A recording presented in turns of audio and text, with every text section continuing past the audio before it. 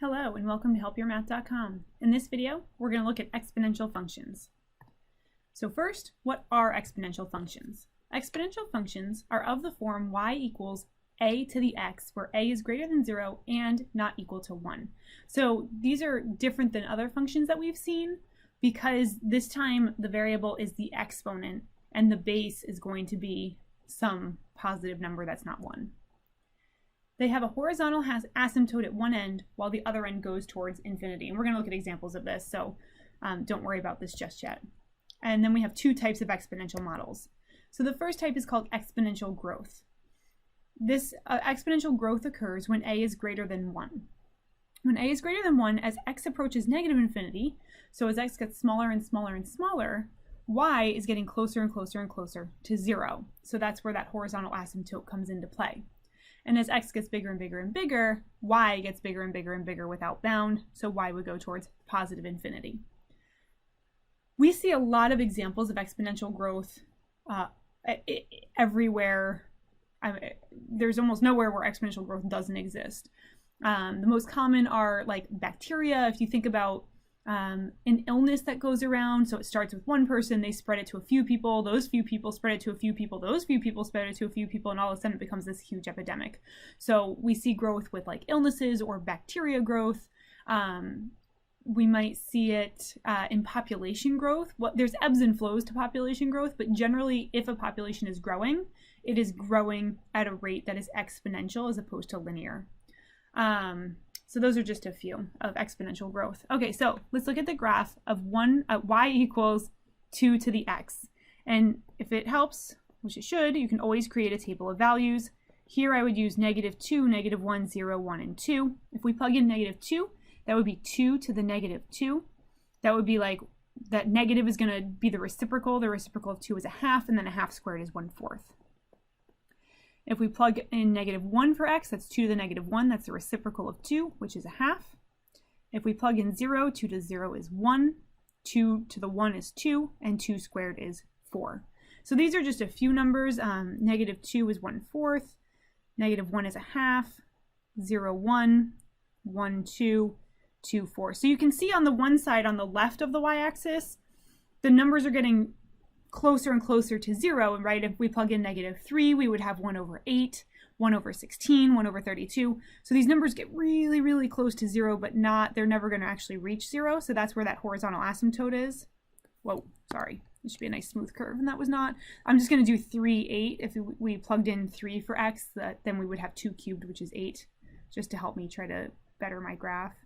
So it's a nice smooth curve, and you can see that exponential growth. It gets tall really quickly, and then we can see that horizontal asymptote along the left-hand side as x gets smaller and smaller and smaller. But as x gets bigger and bigger and bigger, it just keeps getting bigger and bigger really quickly. And that's the idea of exponential growth. The other type is exponential decay. I don't know why part of this worked. We'll just put it all there. Okay, exponential decay. This is when a is in between 0 and 1. And what happens when a is in between 0 and 1, so as x gets smaller and smaller and smaller and smaller, y is getting bigger and bigger and bigger.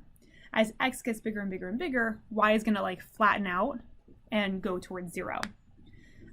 So we want to look at a graph of one example of exponential decay. We're going to look at 1/2 to the x. And we do want to keep in mind the equivalence here. 1/2 to the x is the same as 2 to the -x, right? Because that would be the same as like taking the reciprocal of the base, and that would give us 1/2 to the x. So kind of important to keep in mind there. And I also bring that up because if it helps you when we're figuring out what values to plug in, if it's a little bit easier to think of 2 to the -x, right? So for example, if we look at 2 to the -2, that's 2 to the squared positive, which would be 4.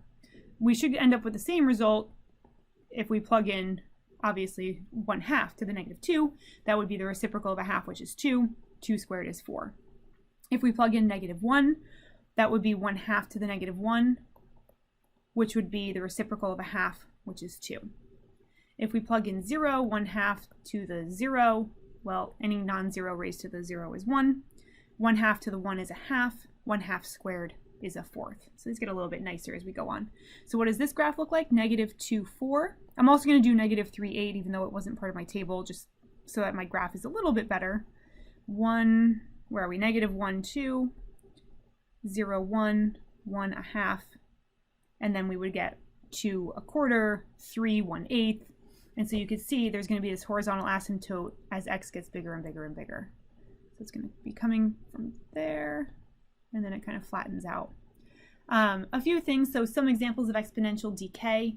We see this a lot with the value of a new car. So generally values of new cars, values of cars exhibit exponential decay in their prices. So when you buy it new in 2019, it's going to be worth something. It's going to decay exponentially in its value in 2020, 2021, 2022, et cetera, et cetera.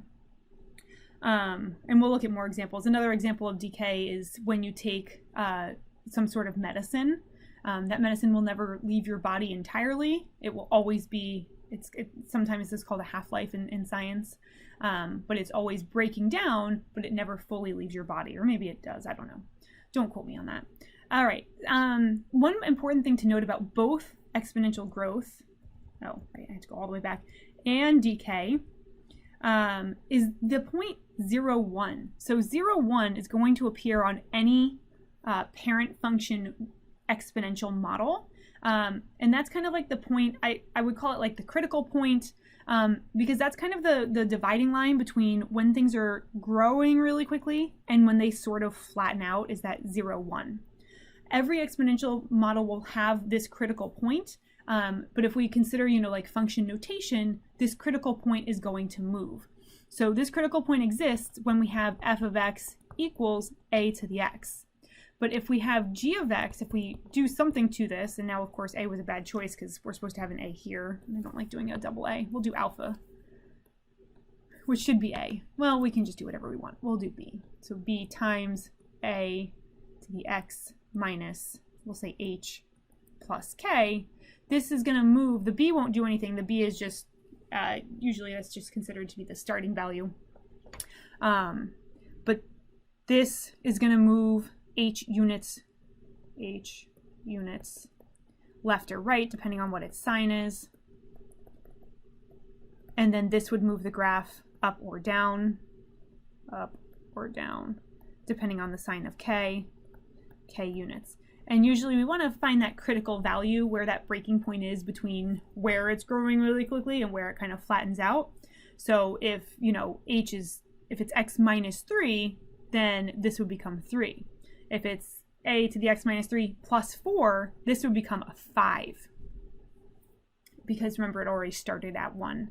So critical value, something to consider. All right, so we want to find that critical point for each graph and then consider the shape of the graph, so whether it's growth or decay. Then on the next 4 slides, we're going to match the equations to these, match the graphs to these equations. So the first one, we have f of x equals 3 to the x. This is a growth model. So that just indicates to us it's going to be going up like this. And the critical point, which should be at 0, 1, will be at 0, 1. So we know we're going to have growth and a critical point of 0, 1. In letter B, we have 3 to the negative x. We could also think about this as 1/3 to the x. This would be decay. And remember, decay kind of flattens out. This one is not moving from the starting point, so our critical point here would be 0, 1. In letter C, we see that the base is 3, which is bigger than 1, so this is growth. And remember, growth looks like this. But we do see that there is a shift in that critical point. It's being moved 2 units to the right. So that's going to affect our x-coordinate. It's not going to affect our y-coordinate. So now the critical point is going to be located at 2, 1.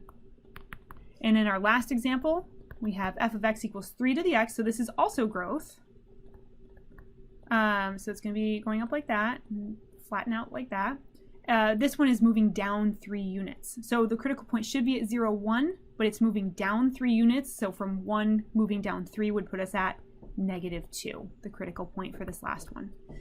Okay, let's look at some graphs. So our first one, this is clearly exponential growth because it's getting bigger past that critical point. If we find that critical point, it looks like it's right here at 0, -2. Do you remember which one had a critical point at 0, -2? That was letter D. So this is the graph of f of x equals 3 to the x minus 3. In this graph, we see that we're looking at exponential decay. We only had one that had exponential decay, and that was letter B. So this must be the graph of f of x equals 3 to the negative x. And here's our critical point at 0, 1. If we wanted to, we could identify other, points on this graph. So like, for example, -1 should be 3.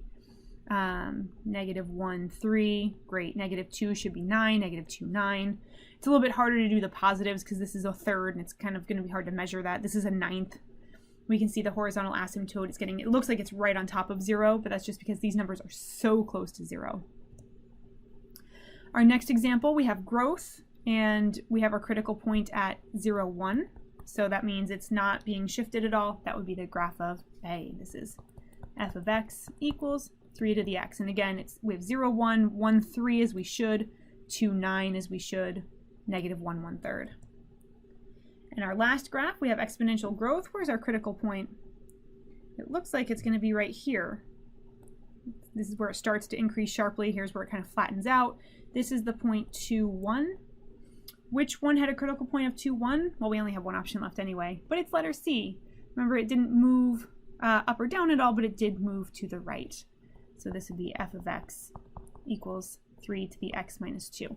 And we like that critical point because that kind of tells us when we're going to get whole numbers versus when we're going to get fractions. So anything to the left should provide a fraction. Anything to the right should produce a integer, right? So if we plug in 3, that would be, we should get 3, 3, which I see right here. If we were to plug in something to the left of the critical point, like 1, we should end up with a fraction that would be 3 to the 1 minus 2. That's 3 to the -1, which is 1/3.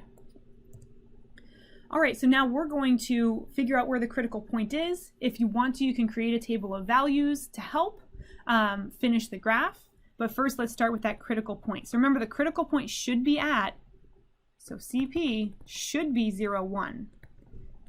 But this graph is moving. How is it moving? Well, it's moving to the left 3 units, so that's going to be -3, and it's moving down 4 units, so down 4, this is left 3, whoops, left 3. And the fact that it's moving down 4 units from 1, that would be 1 minus 4, -3. So our critical point is -3, -3. -3, -3. Now this is a growth model because our base is 2. If you want to create a graph, you can. So again, because it's growth, that means we're expecting to the left of 2, to the left of -3, our critical point, to give us fractions, and to the right to give us integers. So we can check -5, -4, -2, and -1. If we plug in -5, that would be 2 to the -5 plus 3 is -2. This is 1 over 2 squared, that's 1/4, and 1/4 minus 4 is -3 and 3/4. If we plug in -4, that would be 2 to the -4 plus 3 is -1. That's 1/2 minus 4, which would be -3 and 1/2. It's also important to note that critical point, so we might also ask the question, where's the horizontal asymptote, right? If we recall from the parent function, the horizontal asymptote was located at y equals 0. The horizontal asymptote is going to be y equals k. So we have a horizontal asymptote here at -4. So we can go ahead and draw that in. So we should never end up with a value of -4, nor should we end up with anything lower, less than -4. And we didn't, because we have -3 and 3/4, so we can see here with -5, yeah, we're getting really close to -4. We're getting a little bit further as the numbers get bigger. When we plug in -2, that's 2 to the -2 plus 3. That's going to be 2 to the 1 minus 4 is -2. And then -1, that would be 2 squared minus 4, which is 0. Ooh, we found an intercept. -2, -2, and -1, 0. So this graph should look just like our parent function, but that critical point has shifted, which shifts the entire graph. In our next example, and our last example, we have h of x. H of x appears to be decay, thanks to the a being 1/3, decay.